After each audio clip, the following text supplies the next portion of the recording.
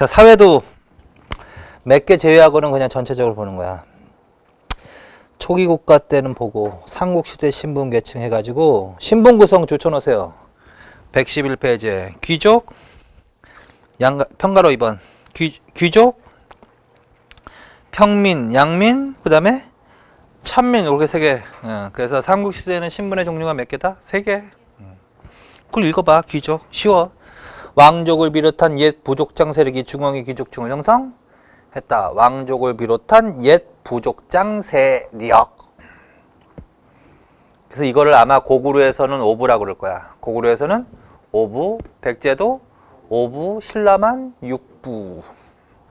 2번 이들은 주로 어디에 모여 살면서? 왕경줄. 왕경이 어딜까? 수도?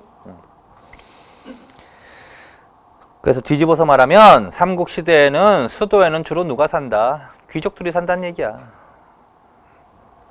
그러면 이걸 생각하는 거지. 왕경인과 지방민으로 구분할 수 있지. 왕경인과 지방민으로 구분할 수 있지. 그러면 생각을 해봐. 왕경인과 지방민을 동등하게 대우했을까? 차별 대우를 했을까? 차별 대우를 했겠지. 누굴 우대했다? 왕경인을 우대했다. 그렇게도 알아놔. 왕경인을 우대했다. 그런데 왕경에 사는 귀족들도 힘이 다 같진 않겠지. 세력의 크기에 따라 차등을 뒀다. 그래서 귀족도 세력의 크기에 따라 차등, 거기까지 줄쳐놔. 그거를 저제도의 의미일 수도 있어. 골품제도야, 그게. 골품제도. 골품제도는 귀족을 세력의 크기에 따라 나누는 거야. 그걸 골품제도라고 합니다. 자, 그 다음에 이제 평민. 그걸 한번 읽고. 그 중에서 농민이 가장 많은 거니까. 천민. 천민은 누구와 누구다? 노비와 집단 예성민. 그렇게. 그 다음에 뭐 2번은 그냥 대충 읽으면 되고 3번도 읽어도 되고 4번 본다. 삼국시대는 주로 전쟁에서 포로로 노비가 되거나 전쟁, 그거 줄. 빚을 갚지 못하거나 채무, 그거 줄. 죄를 짓거나 하여 노비로 되는 경우 형벌 줄. 그래서 3개를 기억해 놓으면 돼. 그래서 삼국시대 노비는 어떠한 원인으로 발생이 된다? 전쟁 노비도 있고, 그 다음에 채무 노비, 빚을 갚지 못하면 그게 고리대하고 연결되겠지. 그 다음에 형벌 노비, 죄를 지으면. 그래서 전쟁을 통해서 노비가 되기도 하고, 그 다음에 빚을 갚지 못하면 노비가 또 되기도 하고, 그 다음에 죄를 지으면 노비가 되기도 하고. 자, 그런데 다음까지. 그러나 통일신라 이후로 전쟁 노비는 점차 소멸. 그것도 줄쳐놓으세요. 한번 이렇게 나온 적이 있어. 경찰 시험에서야. 통일 이후에도 전쟁 노비와 채무 노비가 증가하였다. 이렇게. 통일 이후에도 아니라고. 뭐는 줄어둬야 돼야 돼. 전쟁 노비는 그것도 외울 것도 없잖아. 삼국은 전쟁이 많은 시대고 통일 신라 시대는 전쟁이 줄어드는 시대고. 그러니까 채무 노비는 증가하면 몰라도 전쟁 노비는 점차 감소하는 게 맞지, 상식적으로. 자, 그래서 이렇게 알아두세요. 삼국시대는 전쟁 노비가 제일 많아. 근데 통일 이후에는 전쟁 노비는 줄어들고 점차 채무 노비가 증가한다. 뭐 이런 식으로 알아두시면 돼. 그것만. 그 다음에 이제 집단 예성민은 나중에 뭐의 기원이 된다? 향부곡 기원. 거기까지. 자, 그 다음에 이제 폐쇄적 신분제 사회. 한번 읽어봐. 이건 이해하는 거야. 신분제 사회의 뜻은 뭐다? 능력보다 뭘 중시한다? 신분을 중시한다. 그런 얘기야. 그래서 삼국시대에는 능력보다 신분이 중시되었다. 이런 얘기를 하는 거야. 그래서 그게 양가로 2번까지. 자, 그 다음에 이제 112페이지. 이제 고구려하고 이제 백제에 대해서 조금 정리할 게 있어. 자, 이제 정리한다. 씩씩한 줄쳐놔. 씩씩. 어느 나라다? 고구려. 전쟁을 많이 했기 때문에 씩씩하다. 이건 상무적이라고 해도 돼. 상무적인 기풍이 있다. 이렇게. 그냥 가볍게 읽는 거야. 그러면서 정리하는 거야, 결론은. 자, 그 다음에 고구려에서는 형법이 있는데 어떻게 적용했다? 엄격한 형법 줄쳐놔. 이거는 뭐 고구려뿐만 아니라 삼국이 공통이야. 왜 그러냐면 삼국은 아직 정치, 왕권이 아직 안정되지 않고 막 반란이 자주 일어나는 때 아니야. 점차 고려 그다음에 조선으로 올수록 왕권이 안정되는 거란 말이야. 그러니까 이때는 뭐가 중요하다? 형법이 중요하다고. 그래서 엄격한 형법, 사회 기강을 유지하기 위해서. 그러니까 그건 뭐 특별하게 줄만 쳐놓지 뭐 특별하게 고구려만은 아니야. 그리고 이제 줄 쳐놓으세요. 반역, 반란, 화형, 목, 가족노비. 그리고 읽어 그냥. 그냥 대충 반역죄라고 해도 되겠죠? 그냥 대충. 반역이나 반란이나 똑같은 거니까. 반역죄는 중죄야. 사형에 처한다는 건 얘기는 뭐다? 중죄란 얘기야. 그래서 삼국시대에 엄격한 형법을 적용했다. 사형죄는 반역죄는 중죄다 그냥. 죽인다 그냥. 그 다음에 항복, 패한, 사형. 항복한 자나 전쟁에서 진 자도 중죄다. 다 비슷비슷하다. 그 다음에 도둑질한 자는 12배를 물게 했다. 그럼 반드시 외우세요. 그걸 뭐라 그래? 일책 12법. 어느 나라도 있었지 이거? 부여, 그 다음에 고구려 이렇게. 자, 혼인풍습 이것도 다 했지? 이 나라에서는 지배층은 형사, 치수하고 서옥제 풍습. 그 다음에 평민 간에는 거기 그런 얘기 나오지? 이 나라에서는 자유로운 교제, 평민 간에는 자유로운 교제를 통해서 혼인했는데 신부 집에서 돼지고기와 술 정도만 받을 뿐 예물을 받지 않았다. 예물 받으면 딸을 팔았다고 여겼다. 그럼 빨리 고구려로 가시라는 거지. 고구려. 그 다음에 넘기세요. 신분구조. 신분구조는 뭐 따로 할 필요 없이 이 나라도 신분 종류가 어떻게 될까? 귀족, 평민, 천민으로 이루어져 있는 거 아까 일반적으로 본 게 다 연결되는 거야. 근데 외울 만한 게 귀족층이니까 주로 귀족과 평민에 대해서 한 건데 귀족은 왕족인 고씨 맞지? 왕족인? 게르브 고씨? 오부 맞지? 오부. 고구려는 오부야 무조건. 오부. 그 다음에 동그라미 2번 게르부, 전러부, 고추가, 동그라미 3번 오부, 게르부, 또 소노부, 연노부? 그건 필요 없어. 연노부는 그냥 지워버려. 아예 안 보이게. 쉽게 헷갈리니까. 연나부하고 헷갈리게 돼 있다고. 그래서 전러부에다 차라리 연나부라고 써놔. 전러부에다 차라리 연나부. 관노부, 순노부도 있는데 필요 없다고. 세부만 기억하라고. 왕족, 게르부 고씨. 전왕족, 소노부. 왕귀족, 전로부. 그러니까 오부가 주요 지배 집단이지만 그 중에서도 왕족과 전왕족과 왕비족이 더 지배 집단이겠지. 그런 얘기 하는 거야. 그리고 또 외워. 게르부 고씨에서 왕위 계승. 태조왕 때부터란 말이야. 그 다음에 전러부, 연나부에서 왕비족 맞이한 거. 고국천왕이란 얘기지. 고국천왕. 그 다음에 왕 버금가는 세력이 있었다. 고추 가라고 하는 얘기들이지. 거기까지. 자, 그 다음에 평민. 평민은 그 유인에 관한 얘기만 하자. 유인줄. 유인 3년에 한 번 10명이 합하여 세포 한 필 납부. 그렇게 딱 좋잖아. 근데 이제 이 유인에 대해서는 견해 대립이 물론 있어. 밑에 보면. 근데 그거 필요 없고 그냥 유인이라는 애가 나오면 어느 나라로 간다 그냥. 고구려로 간다만 알아놔. 근데 얘네들은 어떻게? 원래는 1년에 한 번씩 세금을 내야 되는 건데 얘네들은 3년에 한 번씩 낸다 그랬잖아. 그 다음에 10명이 합해서 낸다 그랬잖아. 그러면 뭐 가난했을 것이라는 거지. 자, 그래서 어쨌든 가난한 사람들이라 정도로 이해하고 어쨌든 유인이 나오면 그냥 고구려라는 것만 알아도 고구려가 바로 튀어나오게. 거기까지. 천민은 필요 없고 넘기세요. 그냥 백제로 간다. 자, 백제는 고구려와 연관성이 있다. 그건 의미가 있다. 자, 이 나라는 고구려하고 이건 이제 이렇게 정리해놔. 거기 읽기자료 봐. 자, 이 나라는 북방 민족과 왜 그냐면 북방계라는 거지. 북방계통. 이 나라의 건국 주체 세력은 무슨 계통이다? 북방계통이다. 일단 북방계통임을 반영하는 것은 하면은 두 개 다 물어보는 거야. 부여하고 고구려를 합쳐서 다 물어보는 거야. 왜 그냥 북방이니까 고구려. 그런데 이제 좀 나누면 어느 나라와 관련성이 있고 고구려와 관련성이 있고 그 다음에 어느 나라와 관련성이 있다? 부여와 관련성이 있다. 어쨌든 백제 북쪽에 있는 애들 아니야 얘네들이. 그래서 북방계 하면 다 답이 될 수 있어. 근데 고구려와의 관련성, 이 나라의 건국 주체 세력이 고구려의 게임을 반영하는 거. 상무적인 기풍. 상무적인 기풍.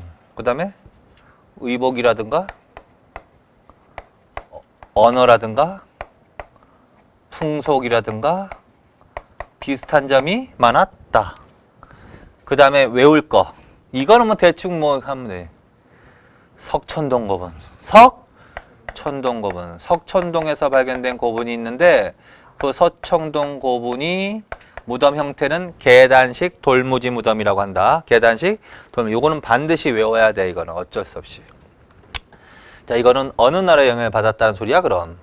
고구려의 영향을 받아서 지어진 거란 말이야. 자, 그래서 두 나라는 상무적인 기풍도 비슷하고, 언어, 의복, 풍속도 비슷하고, 그 다음에 이거는 반드시 더 외우시고, 석천동 고분. 석천동 고분은 어느 나라 무덤이란 거야, 그럼? 고구려 무덤? 백제 거라는 거지. 백제 한성시대 무덤이라고. 백제? 석천동이 어디에 있어요, 석천동이? 서울에 있잖아, 석천동. 부자 동네잖아, 요새는. 거기가. 롯데월드 뒤편. 석천호수 있잖아, 석천호수. 응. 엄청나게 부자 동네 아니야. 나도 옛날에 거기 살았었는데. 거기 아파트만 옛날에 하나 갖고 있었으면 부자 됐을 텐데. 자, 그럼 거기가 한강역이니까 백제 땅일 가능성이 많았잖아, 일단. 그러니까 한성시대 석천동 거분. 나중에 이제 알게 돼, 어쨌든. 이거 반드시 더 외우라고, 이거는.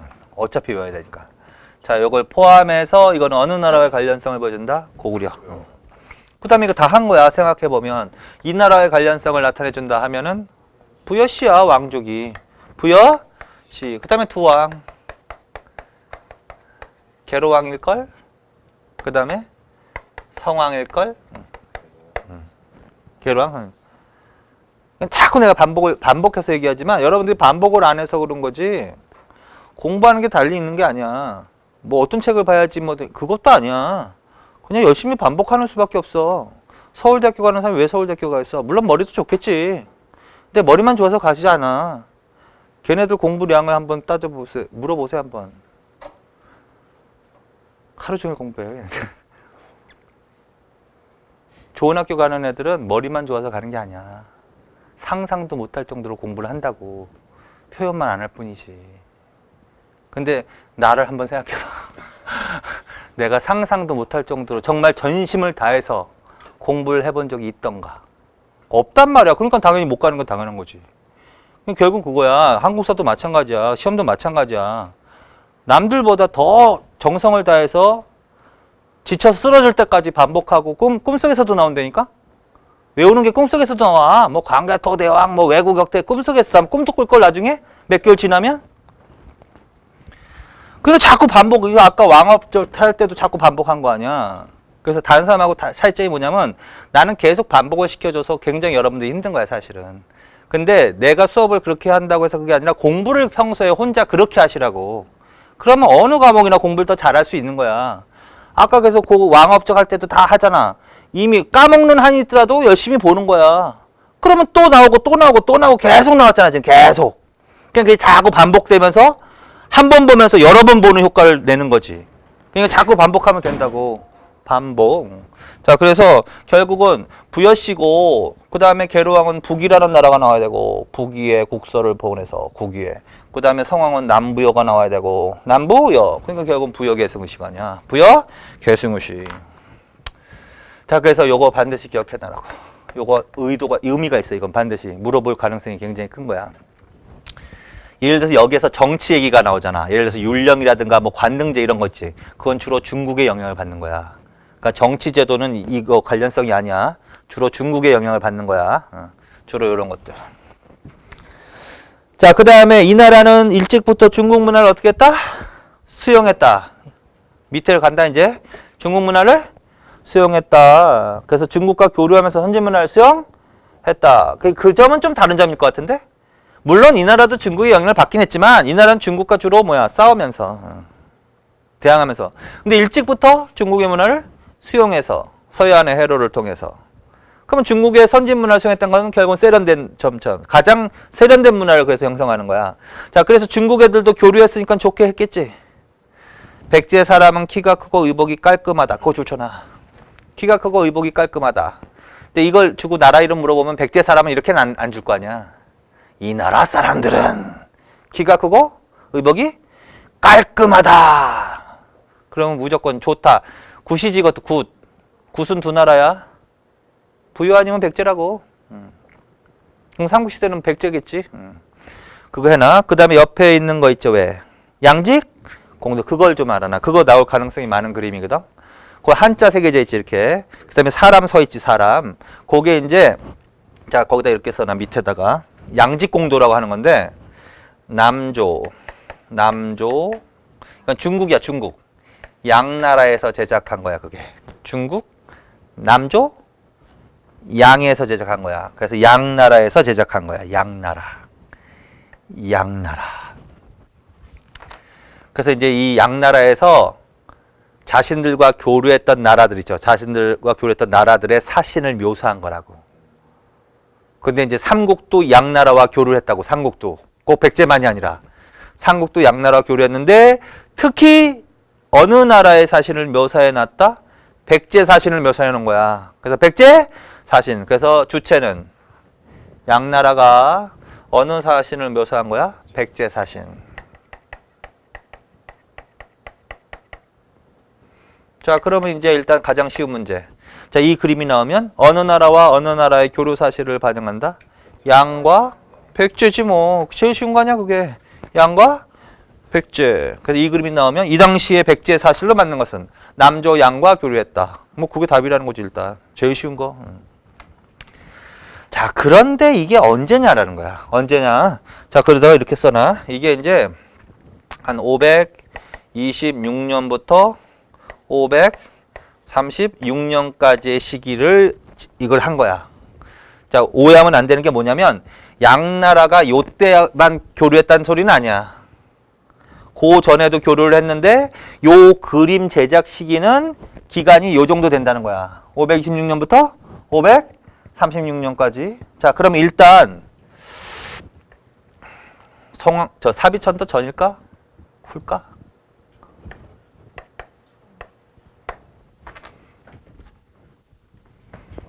이게 사비천도야. 사비천도? 전 이렇게. 그러니까 이 그림을 딱 주고 문제를 냈다. 그게 경찰 간부 후보색 문제야. 이 그림을 딱 줬다. 근데 하나가 나왔어. 중국 남조 양과 교류했다 이렇게 나왔어. 그 다음에 또 하나가 뭐냐면 사비천도한 이후에 사실이 하나 나오는 거야. 그러면 더 정확한 건 뭐다? 남조 양과 교류했다. 그건 틀리지 않잖아. 근데 이거는 전이잖아. 전. 그러니까 사비천도 이후의 사실은 아니라는 거지. 좀 더 들어가서 물어본 거야 지금. 근데 어쨌든 이렇게 알아놔. 사비천도 전. 왕은 누굴까? 왕은 성왕이야. 513년에 즉위한다 그랬잖아. 그래서 성왕 때. 근데 성왕만 물어보진 않아. 뭐냐면 이 제작 시기는 성왕과 일치되지만 성왕 전에 누구도 있다? 문영왕도 있다. 그래서 이 두 왕을 기억해. 결국은 몇 세기로 크게 이해한다? 6세기. 그래서 이걸 주면 몇 세기 백제를 물어보는 거야? 6세기 백제를 물어보는 거야. 문영왕과 성왕 때 남조 양과 교류했다 이렇게. 크게는 그렇게 물어본다고 쉽게는. 근데 콕 집어서 물어볼 수가 있다고. 그럼 문영왕 때도 나오고 성왕 때 일도 나왔어. 그러면 성왕 때가 답이라는 거지. 근데 그렇게 문제는 안 내고 그냥 보편적인 걸 답으로 줄 거야. 남조 양과 교류했다. 그게 답이야. 그러면서 5세기 때 뭐 북위에 파견했다 그러면 안 되는 거지. 6세기라며. 북위는 5세기라고 5세기 계로왕 때. 동짓 이런 나라 나오면 안 된다고. 자, 그래서 어쨌든 이거 알아놔. 자, 이 그림 딱 나왔어. 어느 나라의 교류 사실을 반영한다. 크게 일단. 남조 양과 백제. 몇 세기 물어보는 거다. 백제 몇 세기? 6세기. 문영왕이 됐던 성왕이 됐던. 일단 크게 그렇게 알아두는 거야. 근데 이제 조금 더 심한 문제를 이제 공부한다 하면 사비천도 이전의 일이다. 요거 제작된 시기는. 그래서 그것만 좀 알아놔. 자, 그래서 어쨌든 이거 주고서 하면 백제 물어보는 거지. 이 나라하고도 관련성이 있다? 이 나라하고도 관련성이 있다. 맞지? 그림을 보고 상상을 해. 그림을 주고 이 나라 물어봤어. 이 나라는 중국과 일찍부터 교류하면서 그래서 중국 사람들이 이 나라 사람들은 키가 크고 의복이 깔끔하다는 기록이 있다. 이 나라도 엄격한 형법이 적용되었다. 엄격한 형법줄. 그것도 좋잖아. 반역, 태곽, 살인, 중재란 소리지. 그 다음에 두 번째, 그건 더 좋잖아. 그림을 보면서 상상을 해. 이 나라는 절도죄, 남의 물건 훔치면 어떻게 했다? 귀양 2배 좋잖아. 귀양 2배. 그래서 절도죄 문제가 나올 나라 이제 끝이야. 절도죄 고조선도 나올 수도 있고, 부여, 고구려는 일책시비법으로 가면 되고, 그 다음에 백제가 마지막으로 나오는 거야. 근데 12배인데 이거는 귀양 2배잖아. 그건 반드시 구분해야지. 이건 반드시 구분해. 고구려하고. 그 다음에 또 이거. 자, 그 다음 거. 뭐, 관리가 뇌물줄, 횡령줄, 세배줄, 죽을 때까지 근거줄. 자, 그래서 이거는, 자, 무슨 죄와 무슨 죄를 처벌했다는 기록이 나온다? 뇌물죄하고 횡령죄 처벌. 이 죄목은요, 백제에 관한 기록밖에 안 보여, 지금. 그러니까 내용을 읽기 전에 뇌물죄하고 횡령죄가 나오면 무조건 백제로 가서 풀어야 돼. 백제. 절도죄가 나오면 그건 내용을 읽어봐야지. 어떻게 처벌하는 걸 본 다음에 판단해야 되지만 이거는 뇌물죄하고 횡령죄가 딱 나왔는데 백제가 무조건 나와야지 맞는 거야. 맞다면 그때 이제 내용을 봐. 어떻게 처벌했다고? 세배 배상하게 했다고. 세배 배상하고 죽을 때까지 금고형에 처했다고. 종신 금고형. 죽을 때까지 노동시켰다고. 요새 이렇게 해야 되는데. 1억 하면 3배 배상하고 3억 배상하는 거지 그럼. 3억 배상. 1조를 배상하면 1조를 헤쳐먹었으면 어떻게 되는 거야? 그럼 3조는 죽을 때까지 인 거예요. 근데 우리나라 법률에는 또 법치주의래잖아. 뭐 2년 이상은 노동력을 하면 안 된대. 그러니까 황제노역이라는 얘기가 나오는 거지. 왜 그냥 기간이 정해져 있어서 그래. 누구나 다 기간 이상은 못 하거든. 그거를 법으로 정 못 하니까 예를 들어서 100만 원이 노역했다. 100억짜리가 노역을 했다. 그러면 계산이 달라지는 거지. 왜 그러냐면 나누는 숫자가 똑같으니까. 자, 그래서 어쨌든 뇌물죄하고 횡령죄, 세배배상, 종신고 하면 요건 이걸 끝에다가 이렇게 해서 범장지법이라고 해. 그걸 범장지법. 그래서 범장지법이 시행되었다. 백제. 그래서 뇌물죄, 횡령죄 처벌하는 거 말하는 거야. 범장지법.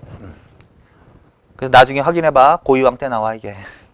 나중에 설명을 안 했는데 나중에 나온다고 해서 고유왕 때 이거 있어. 고유왕 때 범장지법이라고 있다고. 고유왕 때. 거기까지.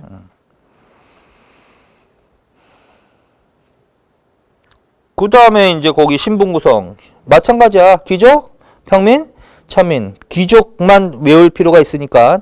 귀족 왕족인 부여시 8성 조선아. 왕족인 부여시와 8성. 8개의 성씨 가문이 있다는 거야. 부여시와 8성. 그 중에서 왕족인 부여시와 왕족인 진씨의 씨. 그 줄. 그래서 얘네들이 더 고위 관료겠지 뭐. 그런 얘기 하는 거고. 그 다음에 8성의 가문은 뭐다? 사연, 협회, 진국, 목백, 줄. 외우지는 말고. 고씨는 없다. 응? 고씨는 이 나라가 아닌 것 같은데? 김씨도 없다. 신라. 박씨도 없잖아. 그러니까 그런 것만 가리고 다 외우지 말고. 근데 거기 해씨, 진씨는 보이죠? 해씨, 진씨 보이잖아. 그럼 어느 나라로 가 그냥. 백제. 그런데 이제 한성시대 거기 한성시대에는 북방으로부터 유이민 계통인 진씨와 해씨, 왕비족, 조이까지 좋잖아. 그래서 이 나라는 귀족인데 부여씨하고 8성 가문이 있다. 그럼 무조건 백제로 가는 거야. 그런데 8성 중에서 무슨 씨하고 무슨 씨가?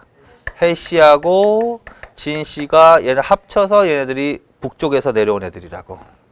북방 유이민 계통이라고. 거기 있는 거야. 그렇게 해서. 그래서 북방 유이민 계통이 내려서 한강유역에서 정착하면서 나머지 걔네들은 한성이나 아니면 웅진이나 사비 시대의 토착 세력이야. 그러니까 토착 세력 이렇게.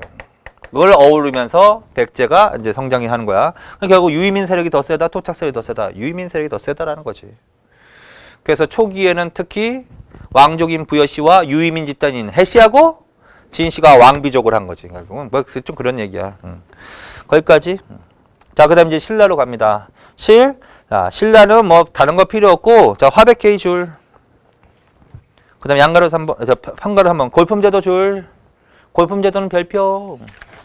그다음에 이제 어디로 가야 될까? 118페이지에 화랑도 있죠? 화랑도. 그거 줄. 그래서 그거 3개 정리해 놓는 거야. 자, 그 중에서 골품제도를 먼저 합시다. 골품제도. 골품제도는 그냥 줄치면서 일단 읽어. 이거는 이해하는 게 아니야. 이런 제도들은. 객관적인 팩트를 틀리게 막 자꾸 주니까 선택지에서 정확하게 정리하는 거야. 자, 일단 형성. 고대국가 형성 기출. 자, 신라의 신분제도를 말하는 거야, 이게. 신라의 신분제도인 골품제도는 언제 형성되었다? 고대국가 형성기. 그건 무슨 소리냐면 삼국시대란 소리야, 쉽게 말하면. 통일신라? 통일 후? 아니란 소리야. 삼국시대. 고대국가로 발전하는 과정에서 이런 식으로 하는 그 줄. 그 다음에 적용대상. 왕경인 대상 줄. 골품제도는 신라의 모든 사람에게 적용된 신분제도가 아니었던 것입니다. 누구한테만? 왕경인 대상. 그러면 누구는 제외된다는 소리야? 지방민은 제외된다는 소리지, 결국은. 지방민은 제외. 그래서 왕경인 대상 줄. 자, 그 다음에 지방민 중에서 촌주 줄. 촌주는 왕경이냐, 지방민이야? 지방민. 걔한테는 경위가 주어진다, 외위가 주어진다? 외위 줄. 경위와 별도의 외위라고 그랬잖아, 지금. 자, 그러니까 이거 무슨 소리냐면 왕경인이 있다. 그 다음에 지방민이 있다. 하여튼 경주 제외하면 나머지는 다 지방이야. 지방민이 있다. 동등하게 대우한다. 차별 대우한다. 누구를 더 우대한다. 왕경인 우대. 왕경인을 대상으로 하는 관등체계하고 지방민을 대상으로 하는 관등체계가 달라. 자, 그래서 왕경인을 대상으로 한 관등체계는 경위라고 하는 거야. 경위. 그 다음에 지방민을 대상으로 한 관등체계는 외위라고 하는 거야. 그래서 아까 했던 17관등제 있죠. 17관등제는 경위를 말하는 거야.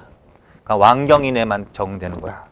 그리고 외위는 대충 11관등 정도 된다 그래. 11관등. 그래서 신라는 경위 17관등과 외위 11관등으로 이루어졌습니다. 이렇게 된다는 거거든. 그 다음에 그럼 경위에 해당되는, 경위에 포함되는 애들이 결국은 이 나라의 지배층이라는 거지. 귀족이라는 거지. 왜? 왕경인이니까. 얘네들을 대상으로만 또 무슨 제도가 적용되는 거야? 골품제도가 적용되는 거야. 골품제도. 그러니까 골품제도란 경위에 포함되어 있는 사람들을 대상으로 해도 맞는 거라는 소리지. 외위가 아니라. 근데 지방민 중에 대표적인 사람이 누구냐고. 촌주잖아. 그치? 촌주. 그러니까 촌주에게는 경위가 주어진다고 해야 돼? 외위가 주어진다고 해야 돼? 외위가 주어진다고 해야 되고, 골품제도의 적용 대상이 아니야. 아닌 거야. 그런데 왕경인과 지위를 비교해 볼 수는 있지. 내 위치가 지금 왕경인과 비교해 볼 때 어느 위치 정도에 해당되는가는 비교해 볼 수 있는 거 아니야. 그래서 비교해 봤더니 그렇게 된다는 거야. 그래서 줄쳐놔. 중앙에 어디에 해당된대? 오두품이나 사두품의 지위. 오두품이나 사두품의 지위. 자, 그래서 지방의 촌주는 왕경인의 오두품이나 사두품에 해당되는 지위. 이렇게 해야지. 오두품이나 사두품이 촌주에 임명되었다. 그러면 절대 틀리는 거야. 그런 일은 없는 거야. 그것만 조심해서. 자, 그 다음에 변천은 대충 읽어. 그냥 넘겨. 그 다음에 골품의 종류와 성격에서 여기를 별표 쳐놓으세요. 여기를 이제 정확히 하는 거야. 자, 그래서 이제 골품제도의 종류, 골품, 신분의 종류와 특징을 하는 거야. 자, 일단 크게는 무엇과 무엇으로 이루어져 있다, 신분이? 고라고 두품이로 이어지는 거야. 그래서 골품인 거야. 고라고 두품. 그래서 골품. 이것 다 신분의 종류야. 어떤 게 더 신분이 좋을까? 골 신분이 더 좋은 거야. 근데 이제 골에는 두 가지가 있다는 거지. 성골과 진골로 나눠볼 수 있다는 거지. 성골과 진골. 그 다음에 이제 진골 다음은 두품인데 두품은 총 몇 등급으로 이루어져 있다? 6등급. 그래서 최고 관등이, 최고 신분이 두품에서 최고가 6이야. 그럼 하나씩 빼면 되지. 그 다음에 하나씩 빼면 되잖아. 그래서 최고 6두품부터 최하 1두품까지. 그래서 6개의 두품으로 이루어져 있는 거야. 그래서 총 8개야.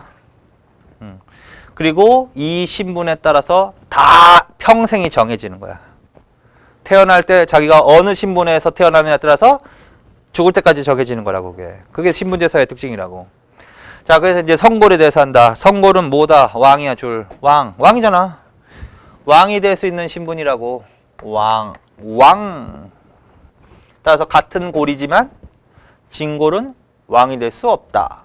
성골이 왕이 된다. 그런데 알고는 있는 거지. 신라가 망할 때까지 성골에서 왕이 나오지는 않다는 거지. 어느 왕으로 끝이라는 거지? 진덕 여왕으로 끝이라는 거지. 그치? 그래서 이제 진덕 여왕 때까지가 성골이 왕이 되는 시대 해가지고 여기를 상대라고 한 거지. 자, 그래서 끝이야, 이제 얘는. 자, 그 다음에 진골에 대해서 한다. 자, 진골하고 육두품이 제일 중요해. 진골하고 육두품은 이제 제일 문장이 많이 나온단 말이야. 진골은 이제 성골 가운데, 자, 거기 줄쳐놔. 김씨 왕족 중에서 왕이 될 자격이 없는 사람들 다 줄쳐놔. 연필로. 살짝 읽어. 왕비족인 박씨, 금강가의 왕족이 된 신김씨, 김유신 계열, 고구려 왕족인 안승 계열 거기까지. 그러니까 무슨 말이냐면 아까 왕족은 김씨라 그랬죠. 그러니까 얘네들도 다 김씨가 있는 거예요, 기본적으로. 근데 김씨에서도 왕이 될 수 있는 신분이 있고 왕이 될 수 없는 신분이 있어. 그러니까 김씨 가운데서도 왕이 될 수 있는 애들을 성골이라고 한 거야. 김씨 중에서 왕이 될 수 없는 애들을 진골이라고 한 건데 걔네뿐만 아니라 이제 다른 애들까지 포함해서 김유신 계열, 걔가 금강가야의 왕족이거든. 걔네를 김씨 세력이라고 한다. 그 다음에 안승이라는 애가 나중에 그 신라로 망명하는 애거든. 고구려 계통 안승. 그래서 그런 애들 포함해서, 그래서 이런 애들이 딱 나오면 빨리 무슨 신분으로 가야 된다는 소리를 하고 있는 거야 지금. 진골 이렇게 하나하나 외우지 말고. 자, 근데 특징이 더 중요해. 자, 얘네들은 관등 승진에 제한이 있다 없다. 자, 얘네들은 왕만 될 수 없을 뿐이지 정치적 진출하는데 제한이 없어. 그래서 최하 17관등부터 최고 2벌창까지 승진이 가능했다. 그래서 관등 승진에 제한이 없다. 다 할 수 있다. 도펴봐. 4개 막대 그래프 있죠? 중에 제한이 몇 번째 막대 그래프가 진골을 말하고 있는 거야? 첫 번째 거? 첫 번째가? 그러니까 그 오른쪽 거 보지 말고 왼쪽 거 4개 딱 해봐. 4개. 왼쪽 거 있잖아, 왼쪽 거. 왼쪽 거만 봐. 오른쪽 거 보지 말고. 왼쪽 거만 봐. 왼쪽 거 딱 4개 있잖아, 4개. 이게 바로 뭐냐면 신분과 관등을 연결시켜 놓은 거란 말이야, 지금. 첫 번째 막대 그래프는 어디까지 쭉 올라갔어? 2벌찬까지 쭉 올라갔어. 2벌찬 동그라미 쳐놔, 2벌찬. 신라의 최고 관등은 2벌찬인데, 자, 진골이라는 신분은 최하 조위부터 최고 2벌찬까지 다 할 수 있는 계층이라는 걸 지금 설명하고 있는 거야. 그러면 첫 번째 막대 그래프는 다 할 수 있으니까 진골이란 소리 아니야, 그게. 진골. 자, 그리고 다시가 니은. 그래서 가능했다. 그 다음에 각부의 장관인 영을 독점. 그거 좋잖아. 신라의 각부, 중앙행정관청이야, 주로. 중앙행정각부의 지금으로 말하면 장관들, 응? 장관들 있잖아, 장관들. 각부 장관들 있잖아, 행정부에. 걔네들 뭐라고 불렀다? 영. 하나 더 써놔. 중시도 써놔. 중시. 그래서 집사부의 책임자를 중시라고 하거든. 집사부의 책임자를 중시라고 하고 집사부를 제한 나머지 관청의 책임자는 다 영이라고 부르는 거야. 그래서 중시령 이렇게 해요. 중시령. 자, 어떻게 하냐면 그림으로 가. 오른쪽 막대 그래프에서 그 첫 번째 중시령이라고 써 있는 거 있지. 그걸 동그라미 쳐놔. 막대 그래프는 보지 말고. 중시령. 이건 중시하고 영이 합쳐진 거거든. 그래서 중시와 영. 그래서 중시령인데 그 위에다가 각부장 이렇게 써놓으면 돼. 자, 신라 각부의 장은 뭐라고 불렀다? 중시영. 누가 독점했다? 진골이 독점했다. 그렇게 공부를 하란 말이야. 진골이 독점했다. 그 다음에 다시 본문으로 가. 디귿. 자, 얘네들이 무슨 회의를 구성하는 신분이다? 화백회의. 화백회의. 그래서 화백회의는 뭐야? 진골의 이익을 대변하는 기구라고, 이게. 성골이 아니라 진골.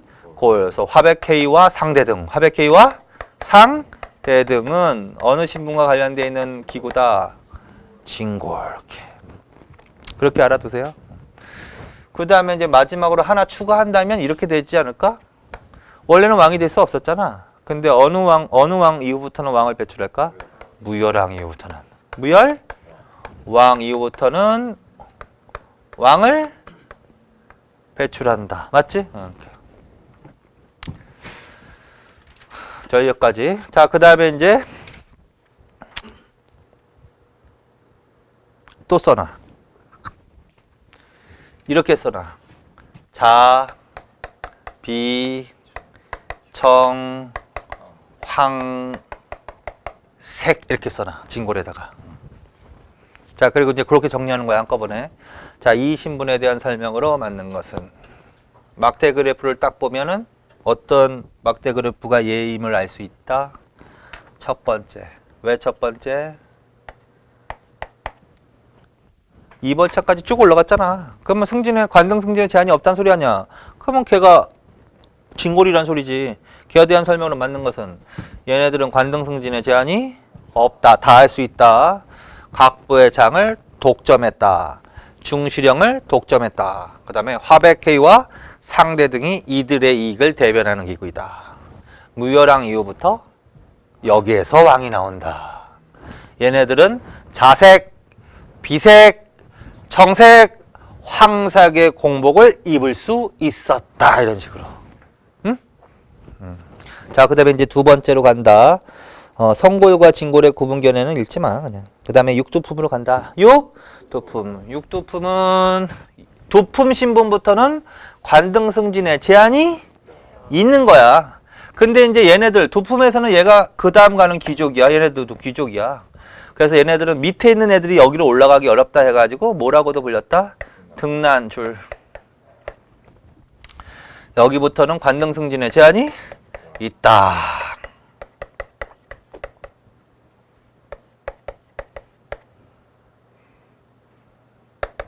어디까지밖에 승진을 못한다? 육관등인 아찬. 육관등인 아찬. 그림으로 본다. 그리고 어디에다 동그라미 쳐놓는다. 아찬. 육관등인 아찬. 그래서 얘는 신분적 제한 때문에 몇 급까지밖에 승진을 못해. 6급까지밖에 승진을 못한다고. 5, 4, 3, 2, 1은 절대로 승진을 못한다고.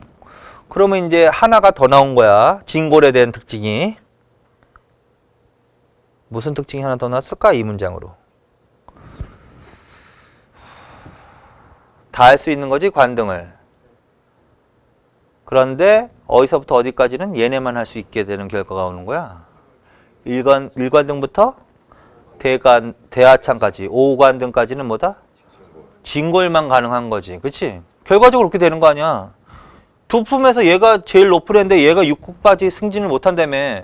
그러면 5, 4, 3, 2, 1은 다 진골만 한다는 소리가 돼버리는 거지 지금. 그래서 3번 읽어. 이벌찬, 이찬, 잡찬, 파진찬, 대하찬. 이찬이야 아찬이야?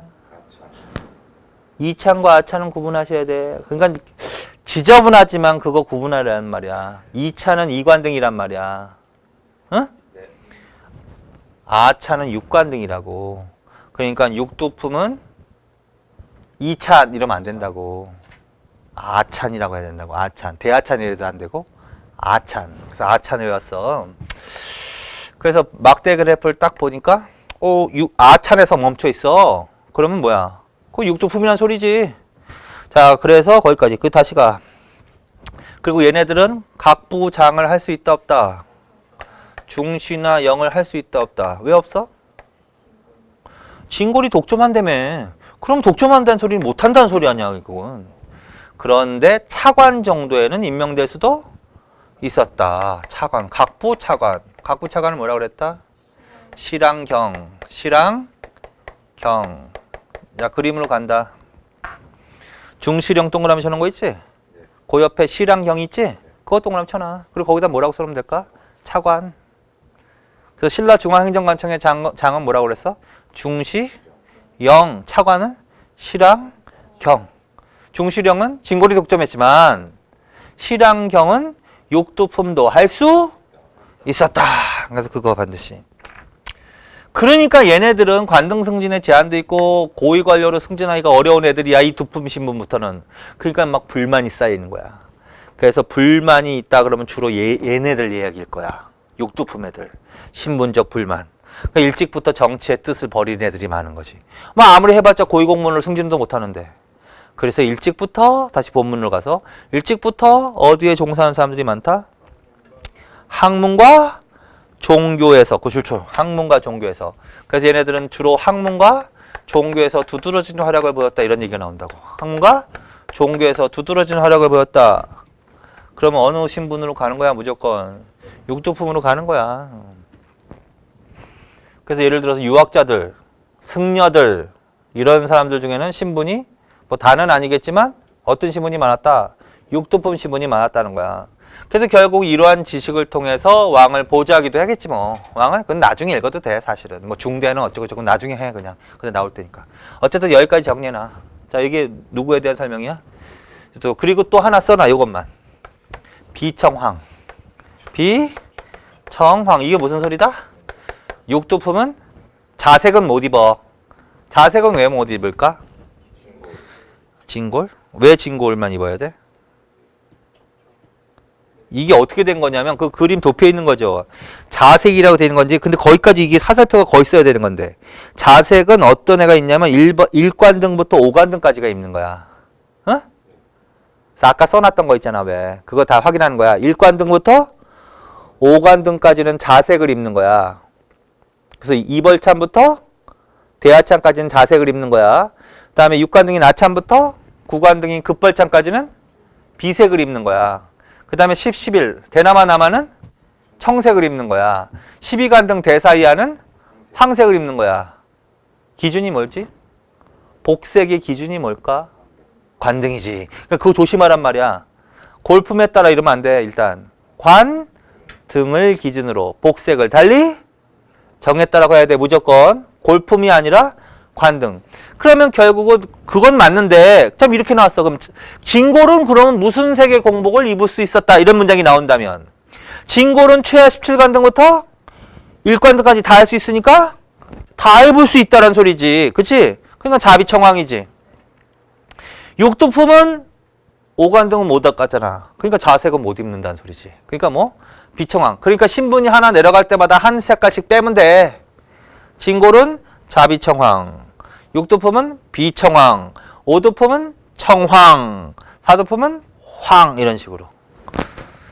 자, 어쨌든 비청황 써놨어. 자, 그다음에 이제 5두품. 이제 두 개가 제일 중요한 거고 이제 5두품은 필요 없어요. 이제 별로 없어. 아무것도 없어 그냥. 5두품도 관등 승진에 제한이 있겠지. 어디까지 승진이 가능했다? 10관등인 대나마. 그것도 반드시 이건 외워야 돼. 아찬 그다음에 대나마. 그 다음에 4두품은 어디까지?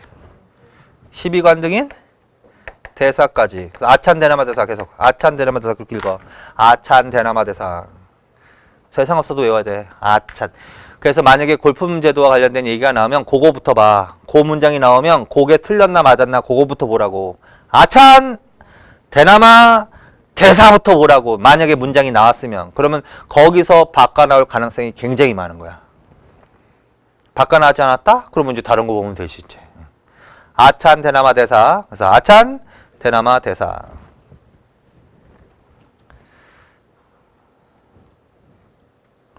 그리고 뭐야? 복색 다시 한번 한다.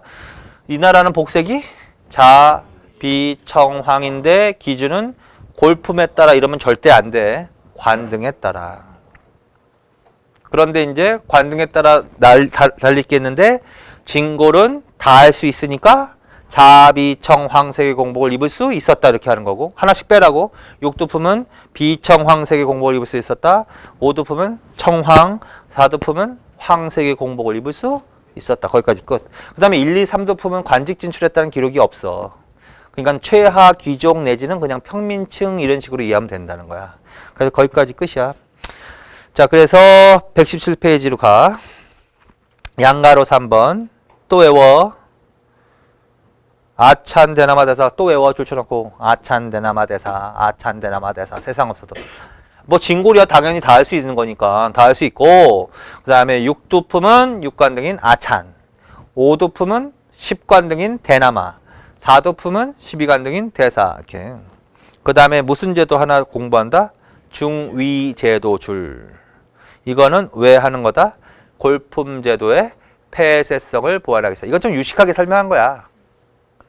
아, 생각을 해보면 신분제 사회에서는 신분 계층 간 갈등이 일어나기 쉽지. 그렇잖아. 신분이 좋게 태어났으면 불만이 없겠지, 이 사회에. 근데 신분이 나쁘게 태어나면 불만이 있는 거지. 같이 정치에 진출했어, 두 사람이. 친구야. 근데 친구가 될 수도 없어, 사실은. 신분이 다르면. 근데 어쨌든 비슷한 연배야. 근데 공무원에 합격을 해가지고, 어쨌든 공무원에 합격? 네, 공무원에 어쨌든 들어갔어. 그런데 쟤는 진골이고 나는 육두품이야. 그럼 벌써 정해져 있는 거야, 두 사람의 운명은. 진골은 끝까지 올라갈 수 있고, 나는 아무리 쟤 바보란 말이야. 내가 생각할 때는 쟤 바보야, 바보. 능력도 없는 애야. 근데 신분이 진골이라는 이유 하나만으로 쟤는 막 올라가고, 나는 능력이 뛰어난데도 육국 공무원밖에 못 돼. 주사밖에 못 돼, 주사밖에. 사무관 밑에. 그러니까 열 받는 거지.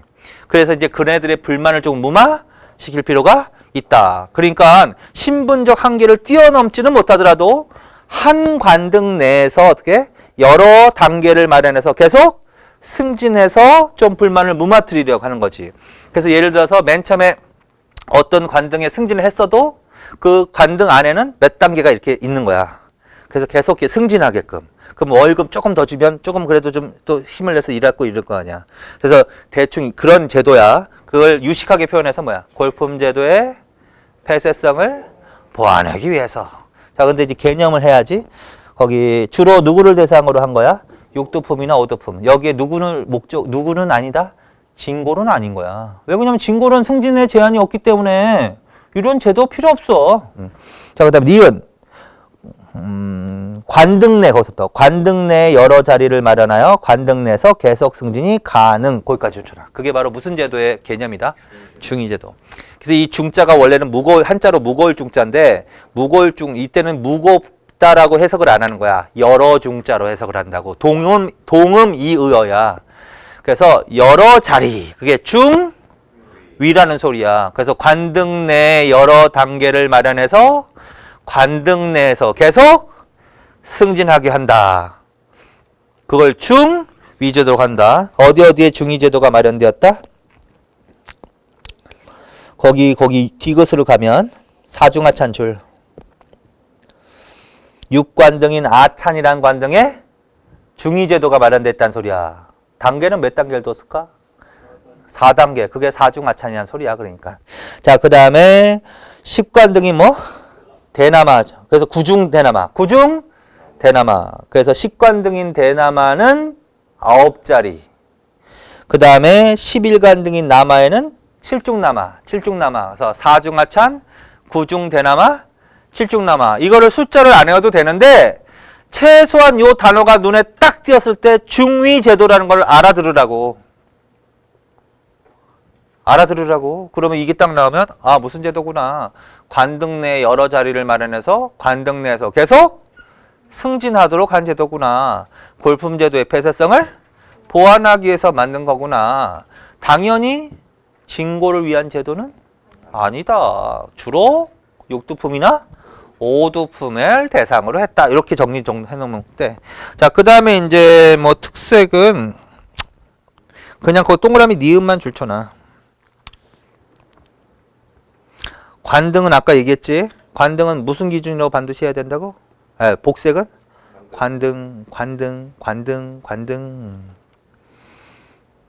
그런데 이제 이렇게 말이 나오면 진골은 하면 자, 비, 정황 계속 자, 비, 정황색 그 하나씩 빼라고. 6, 비청황, 5, 정황, 4도품은 황. 그 다음에 특색은 그냥 니은만 줄쳐놔. 폐쇄적 신분제 사회를 말해주고 있는 제도야, 이 제도가. 그리고 다주천하. 정치적 승진은 물론 모든 일상 생활까지도 규제했다. 그래서 골품제도는 정치적 진출뿐만 아니라 모든 일상생활까지 다 규제한 제도란 말이야. 그래서 평상시에 그 활동, 집의 크기라든가 뭐 혼인 관계라든가 이런 것들도 다른 신분하고는 웬만하면 못한다는 거지. 자, 그래서 정치적 진출뿐만 아니라 일상 생활까지도. 그래서 이건 내용이 좀 있단 말이야. 그래서 정리를 저희는 끝이야. 자, 그래서 지금 줄 쳐놓은 거 있죠? 그걸 중심으로 이해는 나중 문제란 말이야. 이거는 외워야 되는 거야. 그래서 이제 그게 맞게 나왔나 틀리게 나왔나 그것만 좀 정리를 해놓으면 돼. 자, 그 다음에 이제 넘긴 김에 화랑도로 가자고. 화랑도는 또 몇 개 줄 쳐놨는데, 자, 화랑도는 무슨 집단이다? 청소년 집단 줄. 그럼 눈을 읽고 양가로 2번. 화랑도는 어디에서 유래됐다? 시족사회의 청소년 집단. 이거는 뭐냐 예전부터라는 소리야. 그냥 예전부터 청소년 집단. 누구를 중심으로? 진골귀족 중심. 무슨 기능도 했다? 군사적 기능. 뭐라고도 불렀다? 국선도, 풍월도, 원화도, 풍류도. 그거 다 줄쳐놔. 그리고 보통 이 국선, 풍월, 원화 그거 동그라미 쳐놔. 그게 바로 이 조직의 우두머리들을 그렇게 부르는 거야. 국선, 원화, 풍월. 요게 바로 이 조직의 우두머리들. 최고 우두머리들. 우두머리. 그 다음에 풍류도에다가는 최치원이라고 써놔. 최치원이라는 사람이 이 조직을 뭐라고 불렀다? 풍류도라고 불렀다. 풍유도. 그래서 그 화랑도 물어볼 때 요런 단어가 튀어나오면 어쨌든 요런 단어가 들어가 있는 문장이 나오면 화랑도 물어보는 거지 뭐. 자, 그 다음에 이제 조직과 기능. 자, 기본적으로 어떻게 구성돼 있다? 화랑과 낭도. 그래서 합쳐서 화랑도라고 하는 거야. 근데 주로 화랑은 이거 보통 이렇게 되는 거야. 한 명의 화랑과 그를 따라다니는 수십 명의 낭도들. 그게 하나의 조직이야. 그래, 그런 조직이 여러 개가 있는 거야. 그리고 그 대빵이 뭐야? 국선, 원화, 풍월. 보통 이렇게 하는 거거든. 그래서 결국은 이 지도자가 화랑이거든. 그 화랑은 주로 어떤 신분이 했을 것 같다? 진골이 하는 거야, 주로. 진골 청소년들이. 그 다음에 그를 따라다니는 낭도는 육도품이야 평민층까지. 그렇게 딱 쫓아놔. 자, 그래서 이 청소년 집단은 진골 중심의 조직이긴 하나 진골만으로 구성되어 있는 조직은 아닙니다. 자, 그 다음에 하는 일을 한번 읽어보면 되지. 문무교육, 인재양성, 신분 계층간 갈등 완화. 그거는 좀 알아나? 뭐 당연히 교육하고 그랬을 거 아니야. 그러니까 뭐 교육하고 인재양성하고 그건 당연한 거고. 신분 계층 간 갈등 완화라고 해야 돼. 그 신분 계층 간을 뭐라고 바꿔나올 가능성이 있냐면 부족 간 이렇게 바꿔나올 수 있어. 부족 간. 부족 내지는 집단 간. 그렇게 딱 바뀌어 있으면 그거는 화백회의의 특징이야. 화백회의. 각 부족. 신라가 육부지. 그 육부의 대립관계를 화백회의에서 조절하는 의미가 있거든. 그러니까 부족 집단 간 갈등 완화는 화백회의로 가는 거야. 신분제 사회에서는 신분 계층 간 갈등이 일어나기 쉽지. 그런데 화랑도는 진골에서부터 평민층까지 망라되어 있기 때문에 화랑을 지도자로 하면서 같이 똘똘 뭉쳐서 돌아다니지. 그러니까 신분 계층 간 갈등 완화가 맞지. 신분 계층 간 갈등 완화 화랑도. 부족 간 갈등 완화 화백회의. 그냥 그것만 좀 조심해서 읽으면 돼. 그럼 원래 어려운 거 없어 화랑도는. 자, 그 다음에 3번 읽어봐. 신라 청소년들은 화랑도 활동을 통해서 전통적 사회규범을 겼다. 명산대천을, 이게 제일 쉽게 사려지면 나오는 거야. 이들은 명산대천을 찾아다니며 제천의식을 행하고 사냥과 전쟁에 관해서 교육을 받음으로써 협동과 단결 정신을 기르고 심신을 연마했다. 이들은 화랑도. 알아듣기만 해. 자, 확대. 어느 때 확대된다? 진흥왕 무조건 외우면 돼. 그래서 진흥왕이 화랑도라는 조직을 처음 만든 사람은 아니라는 거야. 그 전부터 있었는데 그걸 국가 조직으로 확대하고 공인했다 이런 얘기가 나오는 거야. 그래서 진흥왕 그렇게 알아두고. 자, 그 다음에 원강줄, 세소고개줄. 하나 더 써놔, 거기다가. 걸사표. 어느 나라라고 해야 돼? 진평수 걸사표야. 진평, 수, 걸사표. 무슨 소리야? 진평왕 때 수나라에 걸사표 그 소리잖아. 진평, 수, 걸사표. 그래서 두 개밖에 없다고 이 사람. 세속, 오개와 진평, 수, 걸사표 바친 사람. 이렇게. 그래서 세속, 오개 5개. 사군이충, 사친이효, 교우이신, 살생무택, 살생유택, 임전무택. 임금에게는 충성을 다해야 한다. 사군이충. 부모님에게는 효를 다해야 한다. 사친이효. 벗을 사귈 때는 믿음으로써 사게 한다. 교우이신. 전쟁에 임해서는 물러서지 말아야 된다. 임전무택. 살생은 가려서 해야 된다. 함부로 하면 안 된다. 살생유택. 이렇게. 그래서 이러한 지도 이념은 원강이 제시한 거란 말이야. 그러면 이 조직체의 사람들은 이걸 따라야 된다, 안 따라야 된다. 그걸 전통적인 사회 규범이라고 하는 거야. 신라 청소년들이 따라야 될 사회 규범을 제시하였다. 누구야? 원강이라고 그게. 원강의 세서 오개. 근데 여기에는 무슨 사상이 들어가 있다? 유교 사상도 들어가 있고, 불교 사상도 들어가 있고, 도교 사상도. 그걸 선이라고 표현한 거야. 유불선. 그래서 화랑도와 세속오개를 물어보면 신라의 불교로도 물어볼 수 있고 유교로도 물어볼 수 있고 도교 사상으로도 물어볼 수 있는 거야. 자, 그 다음에 거기 119페이지에 읽기 자료 한번 읽어봐. 현자와 충신이 이로부터 솟아나고 이로부터 줄쳐나 이로부터 양장과 용졸이 이로 말미암아 나왔다. 이로 말미암아 또 줄쳐나. 이들은 서로 도의를 닦고 서로 가으로 즐겁게 하며 명산대천을 찾아 멀리 가보지 않은 곳이 없으며. 아까 명산대천을 찾아 제천행사를 이런 얘기 나왔잖아. 그래서 이로부터 이로 말미암아 이들은 누구야? 화랑도 물어보는 거야. 그러니까 빨리 알아듣고 문제를 푸는 게 관건이야. 이걸 문제 내용을 다 외우라는 게 아니라. 자, 그 다음에 그 밑에 걸 읽자. 최치원의 낭낭비서 줄쳐나. 최치원의 난낭 비서. 최치원은 중요한 사람이야. 별표쳐나. 자, 화랑을 추모한 글이거든 이게. 자, 이 글에서 이제 읽어. 우리나라에는 현묘한 도가 있는데 이를 풍류도라고 했다. 현묘한 도줄, 풍류도줄. 그리고 그만 읽어. 일단 조직을 물어보면 풍류도라는 말이 나왔잖아. 그럼 화랑도 물어보는 거잖아. 응? 근데 이 글을 지은 지은이도 알아나. 화랑도를 풍류도라고 말한 사람은 최치원이라고. 최치원. 그러면서 이제 풍류도라고 하면서 풍류도 안에는 무슨 사상이 들어가 있다고 얘기를 하고 있어, 이 사람이? 유교, 불교, 도교. 그게 유불선이야. 유불선. 고 줄쳐나. 항상 읽어봐. 하는 것으로 모든 민중과 접촉하여 이를 교했다. 그들은 부모에게 효도하고 나라에 충성하니. 그럼 뭐야? 충효가 나왔으니까. 공자의 가르침 맞지? 공자의 가르침 줄. 그럼 유교지, 유교. 그 다음에 모든 일을 거리낌 없이 처리하고 말을 아니하면서 일을 실행하는 것은 누구의 가르침이래? 노자의 가르침 줄쳐나. 노자가 바로 뭘까? 무슨 사상일까? 도교. 그 다음에 모든 악한 일을 행하지 않고 착한 행실만 신봉했다. 착한 일 해야 된다. 석가의 교화 줄. 불교지? 그래서 결국은 유교?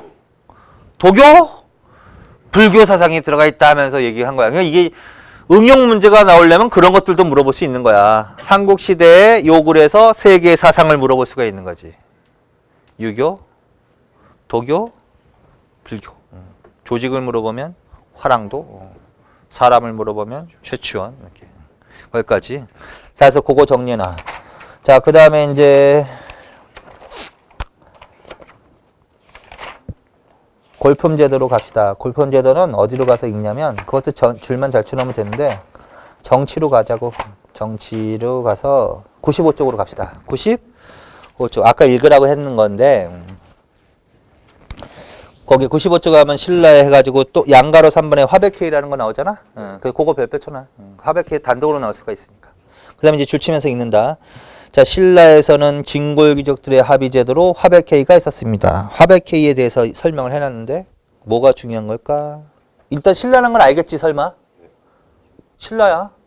만약에 이 신라가 아니었으면 화백회의가 안 돼야 돼. 만약 고구려 하면 제가회의가 나와야 돼. 백제하면 정사함회의가 나와야 돼. 그것도 당연히 그걸 전제로 내가 깔고 얘기하는 거야. 근데 내가 노파심이 있어서 자꾸 얘기를 하는 거지. 아니면 싹 넘어가는 건데. 어디다 추천해야 될까? 그래. 귀족은 당연한 거야. 진골. 성골이 아니라 진골. 무슨 제도다? 합의제. 그거야. 진골 합의제라고 결국은. 자, 그래서 화백회의는 신라의 성골이 아니라 진골의 합의제기고. 자, 그러면 양가로 동그라미 2번. 대등줄. 화백회의의 구성원을 신분이 아니라 그냥 화백회의의 구성원들을 뭐라고 부른다? 대등이라고 부르는 거야. 근데 그 대등은 화백회의의 구성원을 말하는데 그럼 대등은 아무 신분이나 할 수 있냐고 대등을. 못한다는 소리지. 진골이 한다는 얘기인 걸 한 거야. 그래서 어쨌든 대등.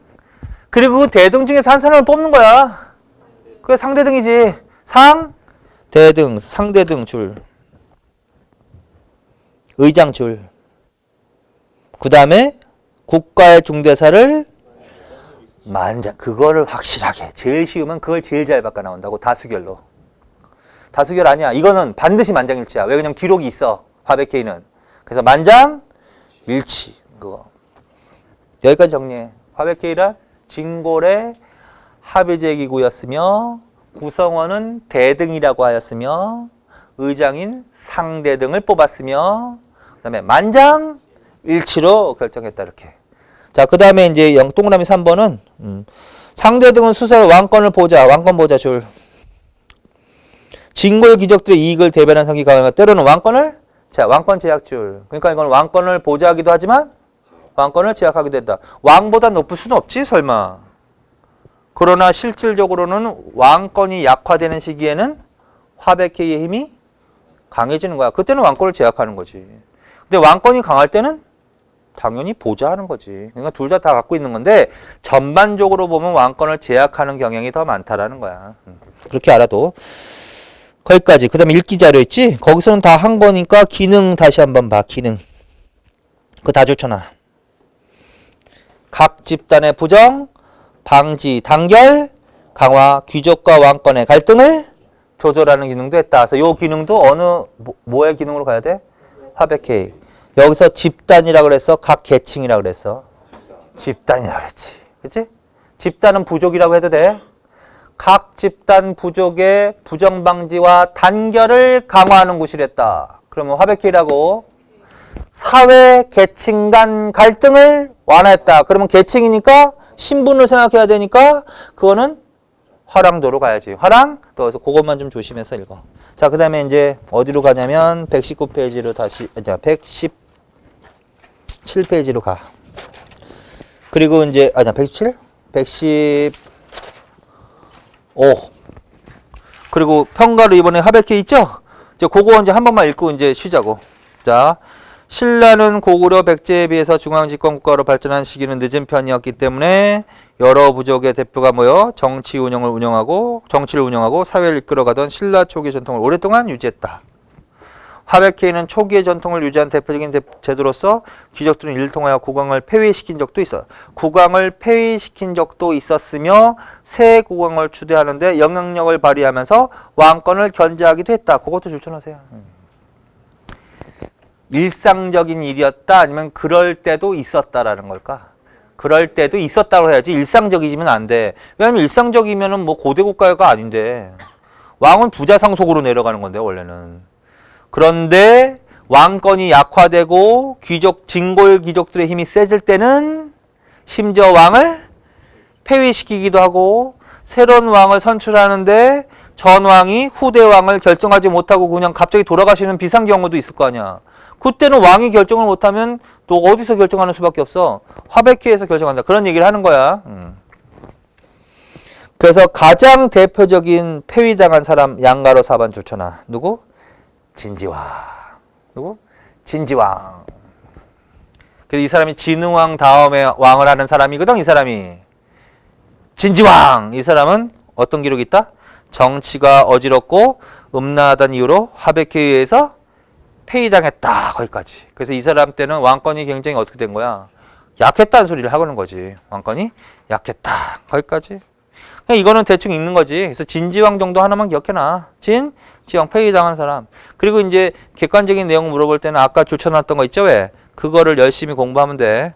자, 그래서 신라는 다른 거 하지 말고 일단 3개. 골품 제도가 제일 많고 그 다음에 화랑도 하고 화백회 요 3개는 단독으로 나올 가능성이 있는 제도와 기구니까 정리해 놓으면 사회가 끝이야. 자, 그래서 여기까지 하고 조금만 쉬자고요. 조금만 쉬세요.